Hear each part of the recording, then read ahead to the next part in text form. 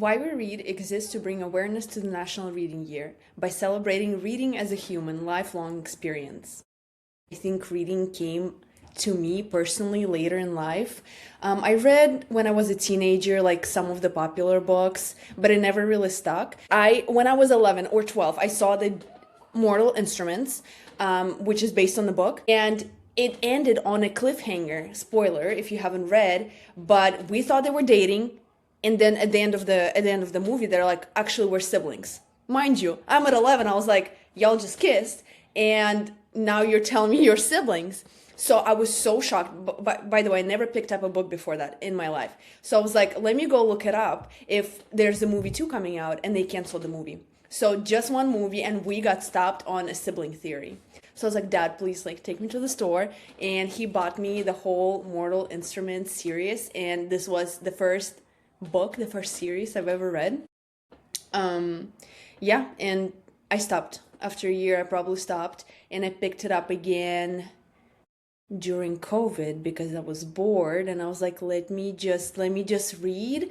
And I started with some like book talk famous books at that time, which were romances, and then I was like, I'm just bored. Everything has the same plot. I was like, let me try fantasy.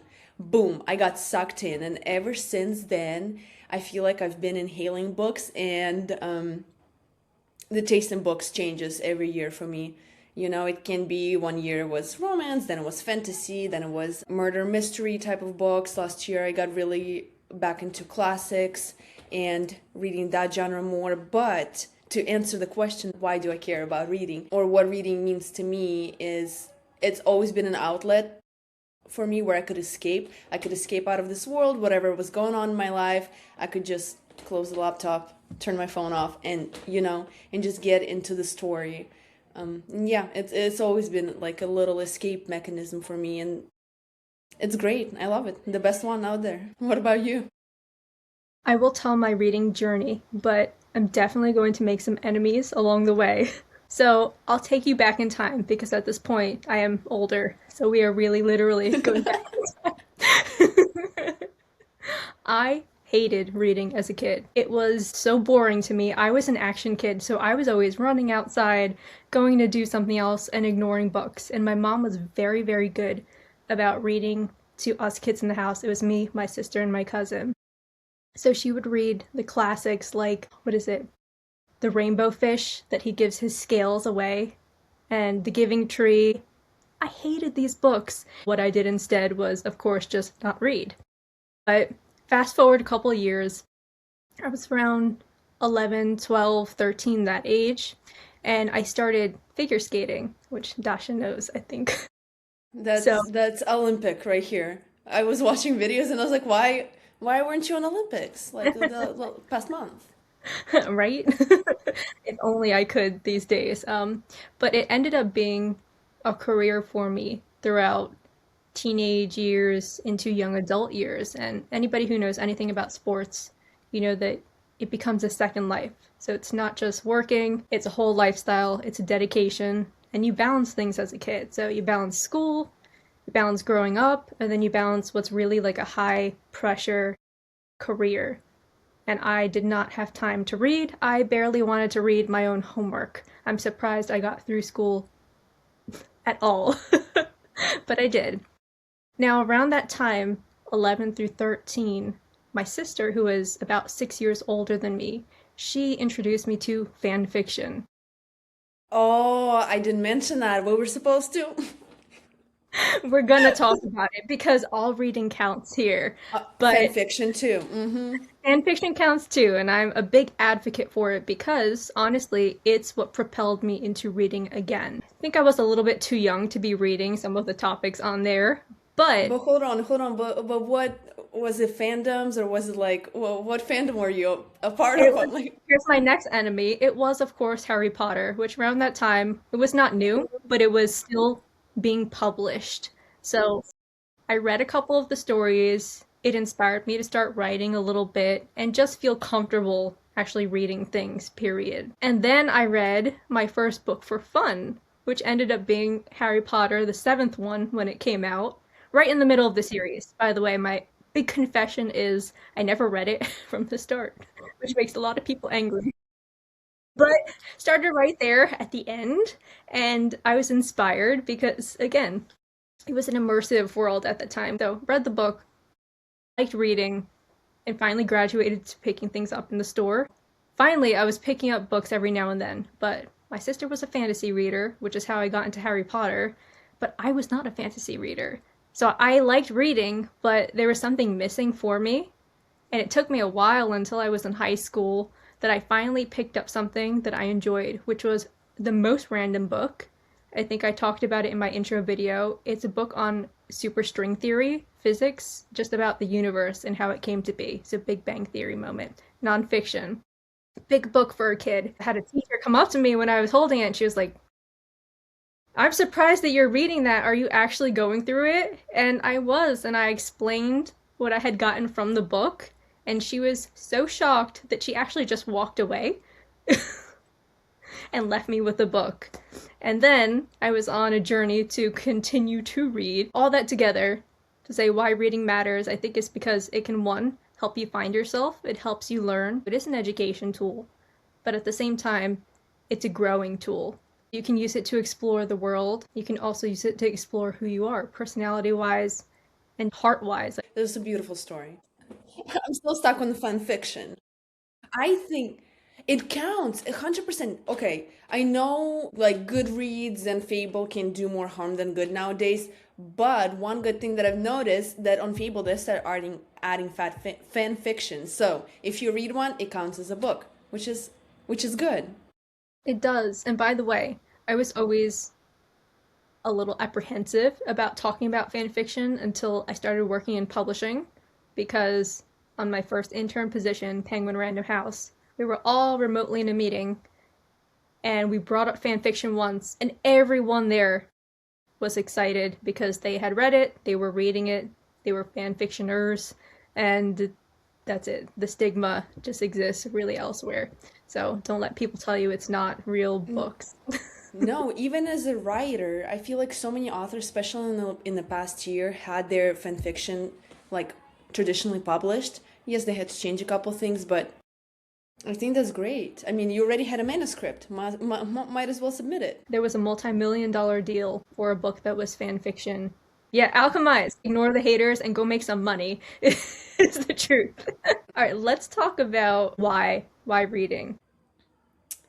I was on a publishing webinar, and an organizer mentioned that next year, 2026, will be a National Reading Year. So, like, everybody should tune in. And I was like, wow, I didn't know that. But National Reading Year in the UK. So then Jackie posted on LinkedIn. She was like, oh, I'm looking for to start like a new project in 2026. And I have been thinking, I'm like, okay, I'm still part of Book Talk. I just don't post much anymore. But I was thinking of doing like a series, maybe on my TikTok account, to kind of bring more people in for National Reading Year. But then I saw Jackie's post and I was like, wait, I don't have to do this by myself. Like I can do this with somebody. So I cold pitched her the idea and she's like, this is amazing. So this is a little behind story, but yes, why now? It's a National Reading Year. First of all, it's already, I feel like, a big event that brings people in, and there's so many organizations that are taking part in this project. But I also think that with rising of social media addiction, overconsumption, people just don't pick up that many books anymore. So I think now we just want to say that even if you're reading on your phone and you're reading on AO3 and you're reading in fan fiction, you're still a reader. I think it's very lucky, maybe, the way that we came together. First of all, the cold pitch was amazing to see. I was so happy because this is a topic that's spoken a lot about in trade publishing, which is how do we get people to read? Not just from a business standpoint because they need to make more profit, but also just from a culture standpoint that we see reading dropping off more and more every year. But a designation of National Reading Year from a government, it doesn't mean a lot. So it opens a lot of opportunities for organizations to get involved and to make products and to make events. But as a social media campaign, we have a different way of talking to people because we're not really coming to you with a product or a purpose that we need to manipulate you into being a part of. We're coming at it from a community lens. So we want to talk with you. We want to celebrate with you. We want to inspire people with you. You're part of it. It's not just us here. We're just trying to give you the tools you need to reach other people. Not everybody's on social media, not everybody's comfortable with posting themselves, and they have opinions and they have stories to share.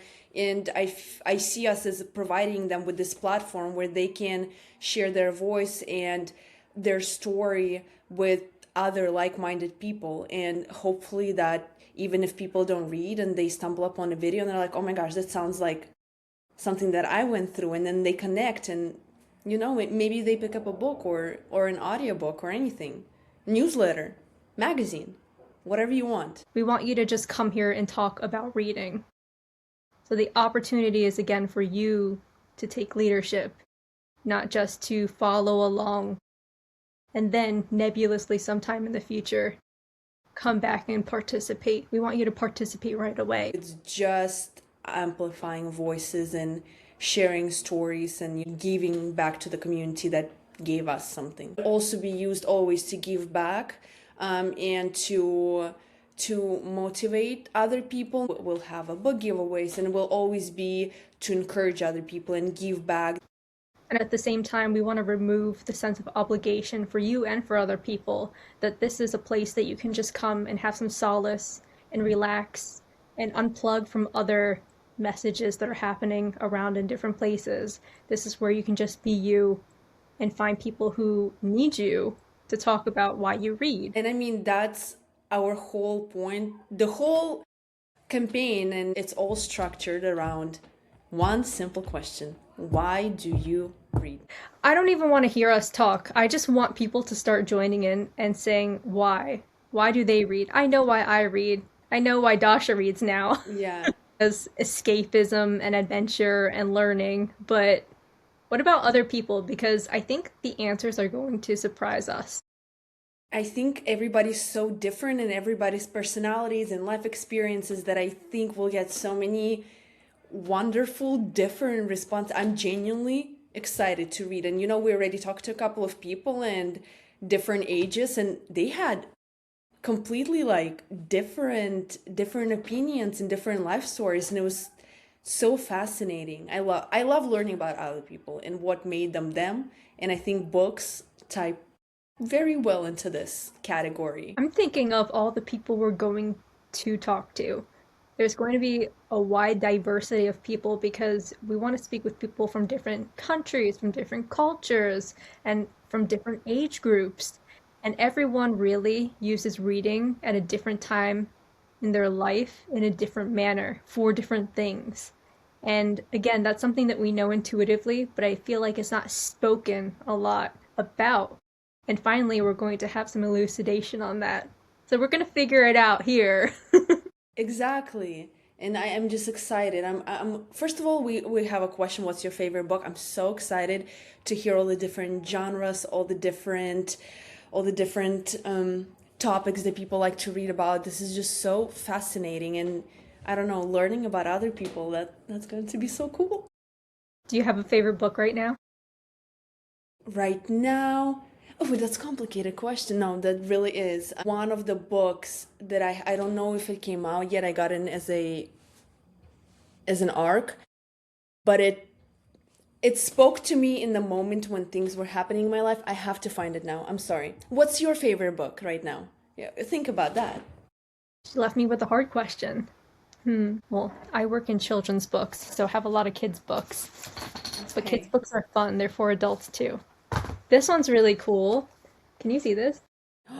Oh, I love the cover. I love it. I'm going to show you inside because this is like a little bestiary for kids about fantastical creatures, which is just Ooh, cool. This I'd one's read the that. basilisk. I don't know if I'm in camera, am I? Yeah. Yes. Oh, that's so fantastic artwork. It's Beautiful. really beautiful. So that's a cool one.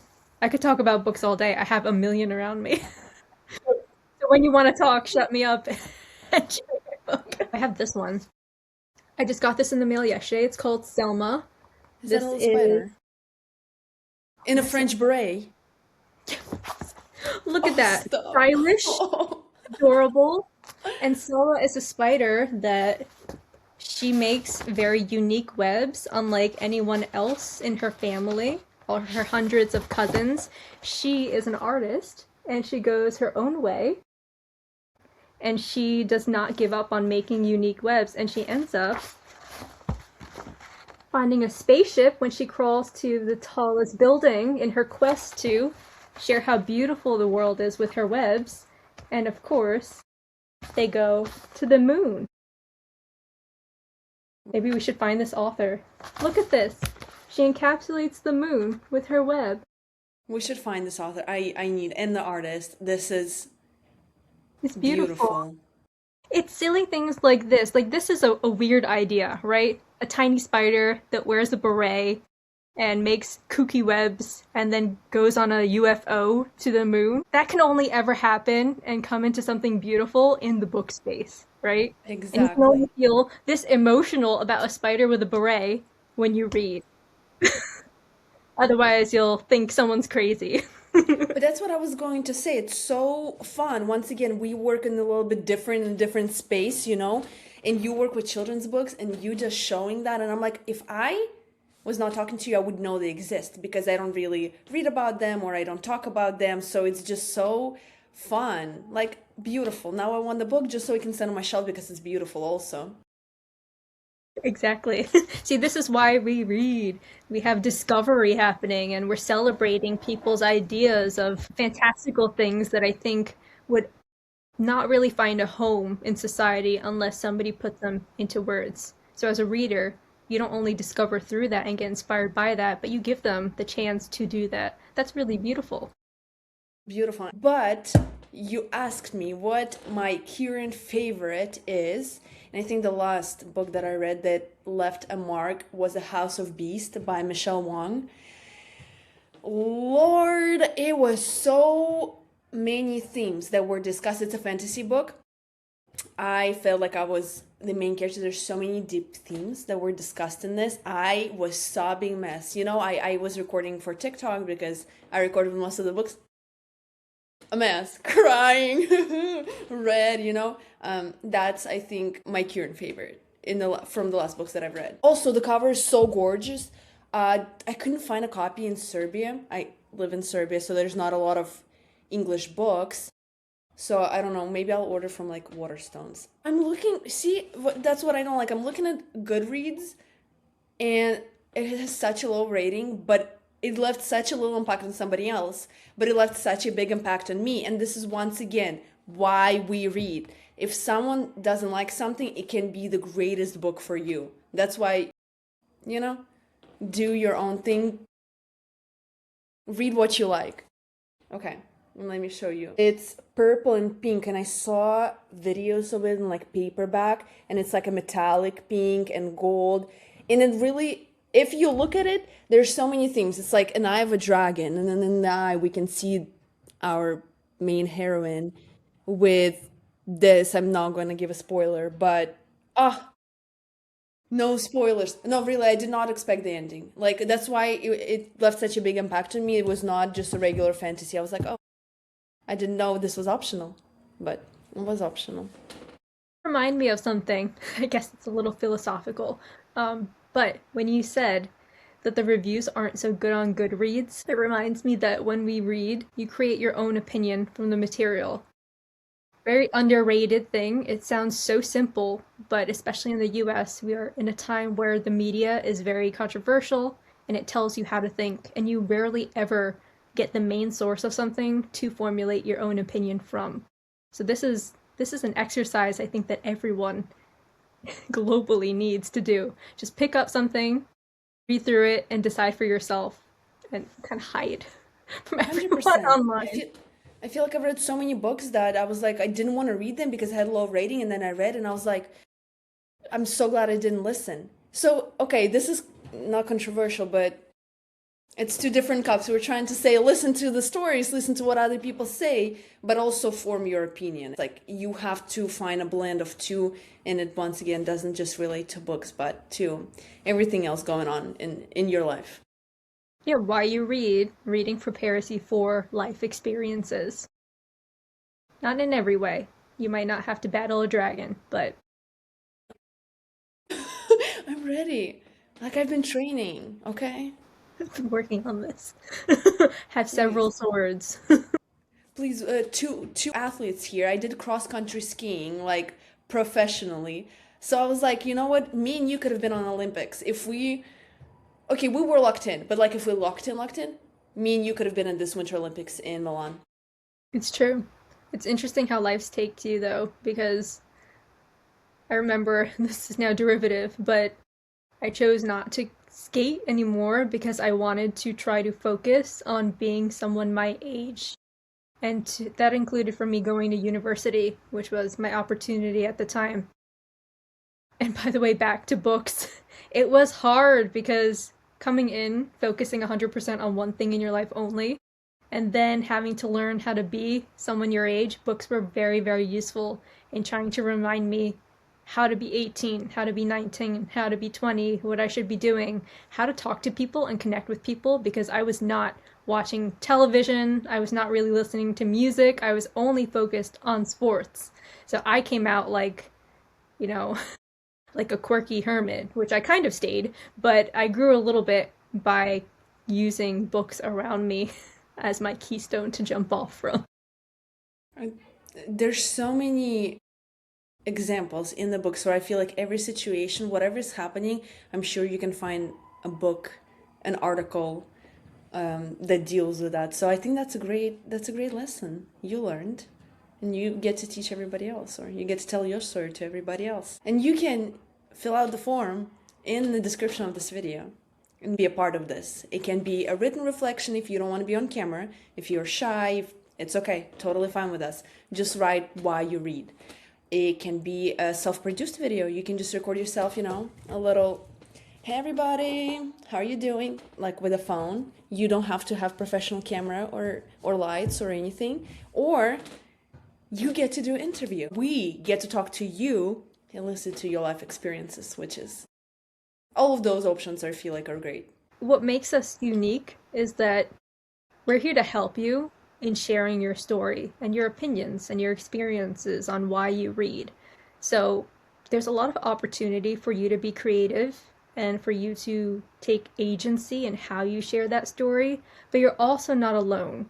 So again, there's no requirements. You don't have to be an influencer. You don't have to have a PhD to talk to us. But you can be you, and we will help you so that you're able to share the story in the best way possible. I think that it relates to both of us. We work a lot, we have side projects. We love staying booked and busy. So sometimes for me personally, it's hard. At the end of the day, I am so tired. I just want to stare into nothing. And that's where my physical books come in, I think. I also have a Kindle that I read on, but to just disconnect from that world and like pick up a book, even if it's for 10 minutes. Usually I read at the end of the night, like I'm in bed, already, and that's when I pick up a book. But you work in publishing, I work as a freelancer with authors, so there are also days and weeks where I have to sit down and read a manuscript and then give feedback. So there's two different. There's reading for pleasure, and there's also kind of reading for work that's in my life right now. I read constantly, almost every hour, and I'm not just talking reading emails. I'm talking manuscripts, finished books, books that are somewhere in between, sometimes things that I've written that I don't want to have to read, but I have to in order to work on them.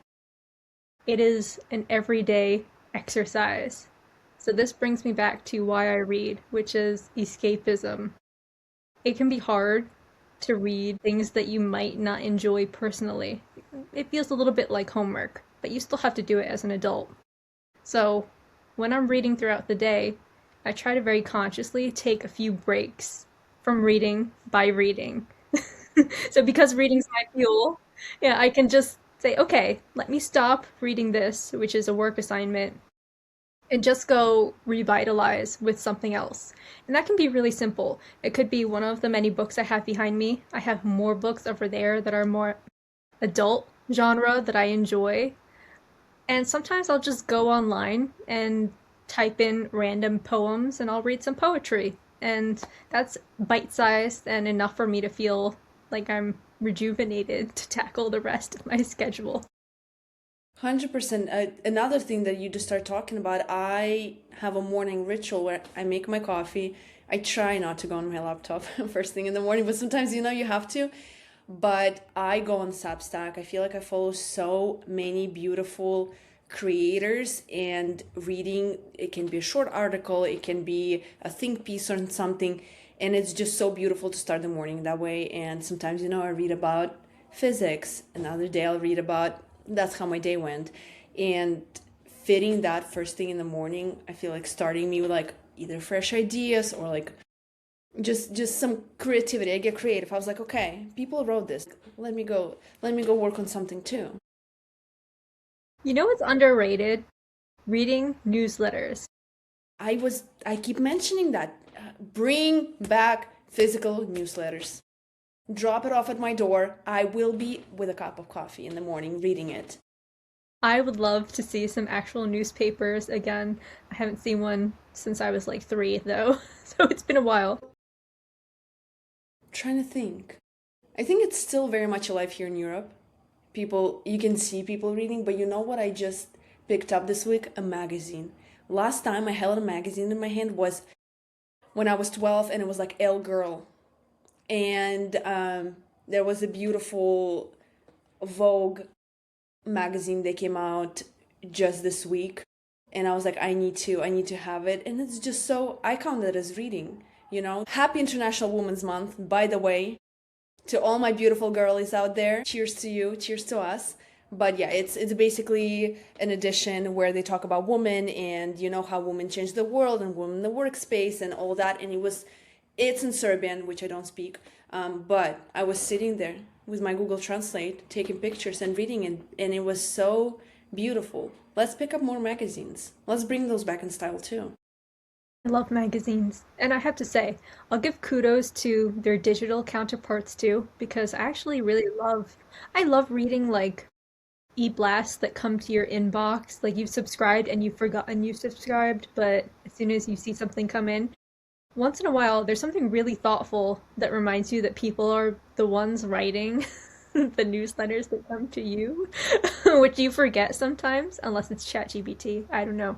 But some people are very creative, and it starts my day in a way that brings outside knowledge, right? Because when you work with books, I think Dasha will agree. Sometimes we're very stuck in our own world because we're working on this book or we're working with an author, and it becomes everything we do. And then if we love reading certain books, it becomes everything we read. And we forget to bring in some new things so that we can expand and explore. And those emails that you delete, they might be the answer to that. You touched on the point before that, for example, you work with manuscripts, you work with finished book, unfinished books. I love doing that because there's some books that I would never pick up in real life, and then I read it for work, and I was like, fantastic. That's something I would never pick up, but I got this chance to read it, and it's just amazing. So give it a chance. Give a chance to a book that you don't think you would like. Reading is discovery. And bring back magazines. Physical magazines. I don't know, I feel like Carrie Bradshaw every time I open one up. I know. But I feel like we touched on, is it ever too late to start reading? The answer is no. 100%, never. It's never too late to start anything in your life. I know we are focused on reading, but you can start whatever you want at whatever age. Mm-hmm. And it's also okay to disregard the age group category on whatever you're reading, as long as you're an adult. Because you can just pick up, like I did, a picture book and get happiness from it. You don't have to be a kid to enjoy things written for younger age groups. I know a lot of people hide that they read YA as they get older. Don't. Right here, I'm a prime example. Look at my shelves. Love me some YA. I do. And there I feel like if we're looking at kids' books, really quick, there's so many lessons that hidden in them that are simple, and when you read, you're like, I know this, but you're forgetting because you're not a kid anymore. And those are basic. I'm telling you, I read the book by the author, right? We interviewed her, and I was crying. Mind you, middle grade book in the school libraries, and I was crying because simple acts of kindness forgotten. When you become, the more adult you become, the more things you have going on in your plate, you forget it. You read a kid's book and you're like, this is the whole point. This is the whole point. And then I cry. I cry a lot, but I'm hoping I don't cry in an interview. I mean, it might happen though. I know. But also, okay, I'll plug this in there for people who just know that they hate reading and that's their stance. You don't actually have to read for a story or to learn. You can pick things up and still enjoy the experience without doing that. If you pick up a picture book, maybe you're just there appreciating the art. Maybe if you pick up a poetry book, you're not there to actually comb through and find hidden meanings and deep emotions. Maybe you just want to play with language and try it out, read it out loud. There are a lot of things that you can do with reading material that don't stick to the script. There's freedom in it. And I think that's magazines and newspapers come from that. You can pick it up. I mean, sometimes there's not a lot of words. You want to look at the pictures at editorial shoots. Please, that's still beautiful. You're not getting anything from it, but you're doing it for pleasure because you want it. That's the most important thing, because you want it. I have flipped through like travel magazines and I just flip through to see the pictures of all the monuments and I skip all the beautiful writing, so I'm guilty. No, and you get inspired. I mean, what if you're reading and you're like, oh my gosh, this place in Maldives, I want to go there, and you get inspired. You don't have to, but you can. From looking at pictures, why not? There's no rules or regulations. That's part of our mission statement. You know, one thing I want to repeat again is who this is for. For nobody and everybody. I think that's the easiest answer. You don't have to be a reader to enjoy this, or you can be the biggest reader, the biggest bookworm, and I feel like everybody will enjoy this, either for the soul or to escape or to learn from other people. And I think that this project is for everybody. You can be an adult rediscovering your love for books and your love for reading. You can be a college student who just wants to escape, who just wants to scroll on social media but learn something. Maybe that can be for you as well. Yeah, it's for really for anybody. Gosh, I'm hoping that a lot of people just feel relaxed when they see us talking, because I do know that these sorts of things can feel shaky, and the first people that you get sometimes are the extroverted people who really want to be on social media and talk. And I love those people because they carry the front load of a campaign. But I think they also make room for the more quiet people who need help speaking. So I want everyone to be very comfortable in listening to like the first interviews and reading through the few things that we have on the website so far, so that they can say, okay, wait a minute, I can talk to these people. These people are easygoing. They're not going to judge me. We're just here coming together having a really relaxed chat. Like, you don't have to script everything. Maybe I script things sometimes because I need help, but you can just come in and be you. Yeah. I mean, we don't even have to make an agenda. We love agendas, but if you just want to come in and talk, I will sit here, I will listen. You want us to have a cup of coffee? Let's order Starbucks or something and the same drink, and then let's just sip it and talk about whatever you want to talk about. We're here. I can even put meditation music in the background. I think that would be so relaxing. Okay, can somebody take us up on the offer of like a Starbucks or a cup of coffee and tea so that we can all have like the same one and be in different continents, but countries? That'll be so beautiful. We should so do that. We should see how many people would turn up and we all order drinks and just talk.